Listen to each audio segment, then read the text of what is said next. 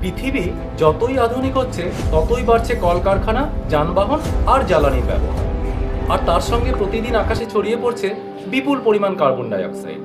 কয়লা, তেল ও গ্যাস পোড়ানোর ফলে তৈরি হওয়া এই অদৃশ্য গ্যাস ধীরে ধীরে পৃথিবীর চারপাশে এক ধরনের তাপ আটকে রাখার চাদর তৈরি করছে। ফলে বাড়ছে গ্লোবাল ওয়ার্মিং। বিজ্ঞানীদের কপালে এখন চিন্তার ভাঁজ। নমস্কার, আমি তপন আপনাদের সঙ্গে। পৃথিবীর গড় তাপমাত্রা ইতিমধ্যেই বাড়তে শুরু করেছে। বিজ্ঞানীরা হিসেব করে দেখেছেন পৃথিবীর তাপমাত্রা গড়ে বছরে প্রায় 0.02 ডিগ্রি সেন্টিগ্রেড করে বাড়ছে।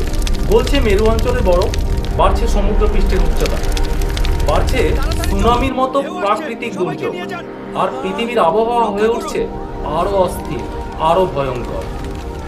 যদি এখনই এই কার্বন ডাই অক্সাইড নিঃসরণ কমানো না যায়, তাহলে ভবিষ্যতে মানব সভ্যতাকে বড় মূল্য দিতে হতে পারে। কিন্তু জানেন কি, পৃথিবীর সবচাইতে বড় কার্বন স্টোরেজ কি? সেটি হলো আমাদের সমুদ্র। প্রতিদিন বাতাসে ছড়িয়ে পড়া বিপুল পরিমাণ কার্বন ডাই অক্সাইডের প্রায় 1/4 সমুদ্র নিজেই শোষণ করে নিচ্ছে। এই প্রক্রিয়াকেই বলে ওশেন কার্বন সিকোয়েস্ট্রেশন। 2021 সালে মানব সভ্যতা প্রায় 36 থেকে 37 গিগাটন কার্বন ডাই অক্সাইড বায়ুমণ্ডলে ছেড়েছিল। মূল উৎস ছিল কয়লা, তেল, গ্যাস পোড়ানো এবং শিল্প কারখানা। অন্যদিকে মহাসাগরও বিশাল কার্বন সিঙ্ক হিসাবে কাজ করতে পারে। জানলে অবাক হবেন, সমুদ্র প্রতি বছর প্রায় 9 থেকে 10 গিগাটন কার্বন ডাই অক্সাইড শোষণ করে নেয়। বিজ্ঞানীরা এখন শুধু প্রাকৃতিক শোষণের উপরই নির্ভর করছেন না, তারা এই প্রক্রিয়াকে আরো শক্তিশালী করার নতুন নতুন উপায় খুঁজছেন। বিজ্ঞানীরা এখন ভাবছেন কিভাবে এই বিশাল জলরাশিকে কার্বন ডাই অক্সাইডের সেফ লকার হিসাবে ব্যবহার করা যায়। একেই সায়েন্টিফিক্যালি বলে ওশেন কার্বন সিকোয়েস্ট্রেশন। আধুনিক বিজ্ঞানে এর একটা প্রধান উপায় হলো ডাইরেক্ট ইনজেকশন। এখানে কলকারখানা থেকে ধরা পড়া গ্যাসিয়াস কার্বন ডাই অক্সাইডকে তরল অবস্থায় রূপান্তরিত করে সমুদ্রের প্রায় 3000 মিটারেরও বেশি গভীরে পাঠিয়ে দেওয়া হয়। অতিরিক্ত চাপে এবং ঠান্ডায় এই কার্বন ডাই অক্সাইড জলের চেয়ে ভারী হয়ে যায়। ফলে এটি সমুদ্রের নিচে একটি কার্বন লেক তৈরি করে এবং শত শত বছর সেখানে আটকে থাকে। কিন্তু সমস্যা একটাই, এটি করতে গিয়ে যদি কোনো ভুলভ্রান্তি হয়, তাহলে সামুদ্রিক প্রাণী, প্রবল প্রাচীর এবং পুরো ইকোসিস্টেম ক্ষতিগ্রস্ত হতে পারে। তাই বিজ্ঞানীরা বলছেন এটি কোনো ম্যাজিক সমাধান নয়। কার্বন নিঃসরণ কমানোর পাশাপাশি এই প্রযুক্তি হতে পারে বড় সহায়ক কোনো পদ্ধতি। আরও একটি আধুনিক পদ্ধতি হলো ওশেন অ্যালকালিনিটি এনহ্যান্সমেন্ট। সমুদ্রের জলে বিশেষ কিছু কেমিক্যাল সাবস্ট্যান্স যেমন ক্যালসিয়াম হাইড্রোক্সাইড যদি মেশানো যায়, তাহলে জলের পিএইচ লেভেল বাড়ে, অর্থাৎ অ্যাসিডিটি কমে। পিএইচ হলো একটি কেমিক্যাল টার্ম।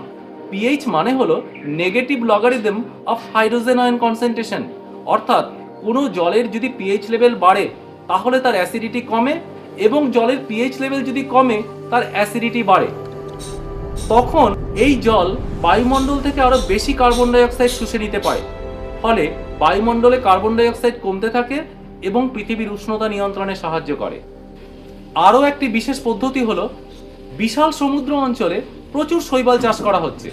সমুদ্রের উপরিভাগে থাকা এই ক্ষুদ্র শৈবাল ও ফাইটোপ্ল্যাঙ্কটন বাতাসের কার্বন ডাই অক্সাইড শোষণ করে ফটোসিনথেসিস প্রসেসের সাহায্যে খাদ্য তৈরি করে। এই প্রক্রিয়াতে শুরু হয় বায়োলজিক্যাল কার্বন পাম্প। এরপর এই ক্ষুদ্র জীবগুলো মারা গেলে বা তাদের খাবার পর বড় প্রাণীদের বজ্র সমুদ্রের অনেক নিচে নেমে যায় এবং সেই সঙ্গে কার্বনও সমুদ্রের অনেক গভীরে পৌঁছে যায়। গভীর সমুদ্রে এই কার্বন বহু বছর, কখনো শতাব্দী পর্যন্ত জমা থাকতে পারে। সহজভাবে বললে, বায়োলজিক্যাল কার্বন পাম্প হলো সমুদ্রের প্রাকৃতিক কার্বন টেনে নেওয়ার ব্যবস্থা। এটি প্রকৃতির নিজস্ব পদ্ধতি, যাকে আমরা আধুনিক প্রযুক্তিতে আরও ত্বরান্বিত করছি। প্রযুক্তি এবং প্রকৃতির মেলবন্ধনে সমুদ্র হতে পারে আমাদের শেষ রক্ষা কবচ। কার্বন ডাই অক্সাইডকে অ্যাটমসফিয়ার থেকে সরিয়ে সমুদ্রের গভীরে বন্দী করাটা এখন শুধু সময়ের অপেক্ষা। ভবিষ্যৎ পৃথিবীর জন্য এই গবেষণা অত্যন্ত জরুরি। সমুদ্র হাজার বছর ধরে পৃথিবীকে রক্ষা করছে। এবার প্রশ্ন হলো, আমরা কি সমুদ্রকে বাঁচিয়ে সমুদ্রেরই সাহায্যে পৃথিবীকে বাঁচাতে পারবো? কেমন লাগলো ভিডিওটি? যদি ভিডিওটি ভালো লেগে থাকে তাহলে লাইক এবং সাবস্ক্রাইব করে পাশে থাকবেন, এবং এরকম আরও বিজ্ঞানের নতুন নতুন গবেষণা সংক্রান্ত তথ্য জানতে চোখ রাখুন এই চ্যানেলে। নমস্কার।